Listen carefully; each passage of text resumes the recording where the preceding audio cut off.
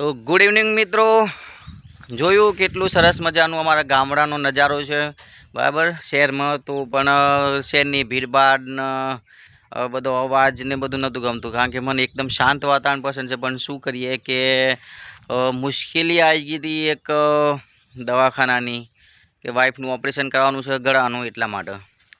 અને એટલા માટે અમદાવાદમાં રહેવું પડ્યું હતું. અમદાવાદમાં લગભગ 10 દિવસ તો કાઢવા પડશે, 10-12 દિવસ. શુક્રવારે સાંજે જઈશું અમે અમદાવાદ, બરાબર.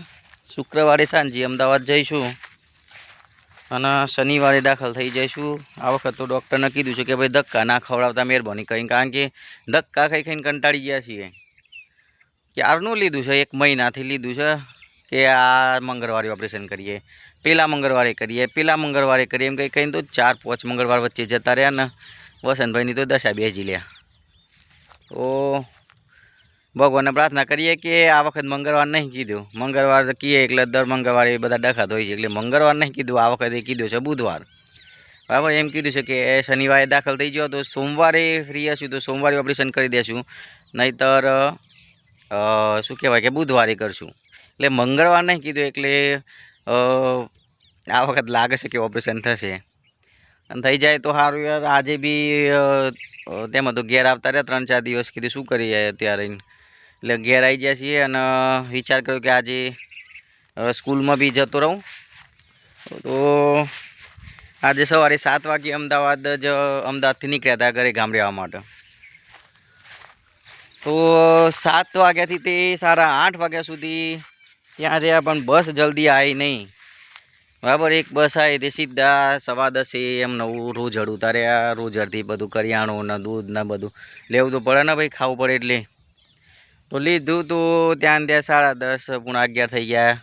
ઘેર આવીને પાછું ખાવાનું બનાવવાનું હતું, તો મિસેસે ખાવાનું બનાવવા માટે ગેસ ચાલુ કર્યો.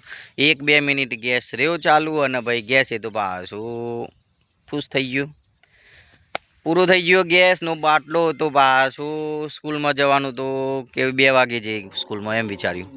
તો ગેસનો બાટલો ભરાવવા માટે ગયા રોજડ ગયા. તો તમને વિડીયો મૂક્યા જ છે આગળ કે કેવી પોઝિશન હતી. એકદમ લાઈન પણ ભીડ એટલી બધી, તે ગેસનો બાટલો લેવા માટે પડાપડી કરે. શું કહેવાય કે 4-5 દિવસથી જેમને નોંધાઈ રાખ્યો તો બાટલો, એ અને આજે મળ્યો, અને એ અડધા તો રહી ગયા એમાં પાછા. તો હું વિચાર્યું કે આજે હું બાટલો લઈને જઈશું તો આજે ક્યાંથી મેળાવે. અને આજે બુધવાર, ગુરુવાર, કાલનો દિવસ જ હું શુક્રવારે તો પાછું જવું પડશે અમદાવાદ. તો પાછું નોંધાયેલો ને બાટલો તો મૂકીને પાછું ક્યાં કોણ લેવા જશે, એટલે રવા દીધું. કીધું 2 દિવસ માટે લાકડો બારો દાન ચૂલા ઉપર. આપણે ચૂલો જિંદાબાદ. અમે પહેલાં ચોક ગેસના બાટલા હતા, એટલે ગેસના બાટલા નહોતા પહેલાં, ચૂલા પર જરૂરત હતા ને. તો વિચાર્યું કે તાન ચાલો 2 દિવસ રસોઈ કરીએ ચૂલા ઉપર. તો લાકડો પૂરો થઈ ગયો હતો ઘેર, તો લાકડો લેવા માટે આવ્યો છું. જોઈ લાકડો રહ્યો અમારે ઘણો અમારે. તો લાકડો લેવાનો છે, તમે કે ચલો ખેતરમાં બી ઓટો મારી દઈએ. તો આ થયું. અને આપણે વાત ચાલતી હતી સ્કૂલમાં જવાની, તો 2 થી 3 કલાક રૂજળમાં બગડ્યા ભાઈ. આપણે 3-3:30 હું આવ્યો, કારણ કે 12 વાગે કે આવી જશે પેલા ગેસના બાટલાવાળા. 12 તો નહીં, 2:30-3 વાગે આવી રહ્યા. હવે શું સ્કૂલમાં જાય 1-2 કલાક માટે, પછી ના ગયો. કીધું કાલથી જ જઈ સ્કૂલનું. તો કાલથી 1-2 દિવસ સ્કૂલમાં જઈ આવું, 1.5 દિવસ, બરાબર. કારણ કે સ્કૂલમાં નહીં જતું તો ઘણું બધું નુકસાન બી આવે છે, કે ચિંતા છે બાળકોના અભ્યાસક્રમની. કે સમયસર અભ્યાસક્રમ પૂરો ના થાય તો બાળકોના બી નુકસાન જાય. અમારે આવી પડ્યું છે દુખાવું ઓપરેશનનું, એટલે જોડે રહ્યા વગર બી છૂટકો નહીં. તો એટલા માટે એ થયું. તો આજનો બ્લોગ હતો આપણે ખેતરનો, પણ એના સાથે સાથે આપણે મારી પર્સનલ વાતો બી કરી દીધી, બરાબર.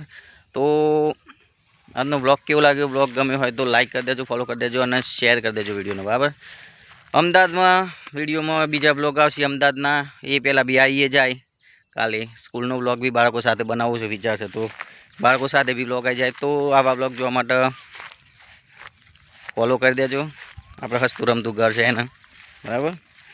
અને પ્રાર્થના કરજો કે સારી રીતના ઓપરેશન થઈ જાય મારા વાઈફનું. અને આ જે બલાઈ છે હેઠળ બરાબર આવજો.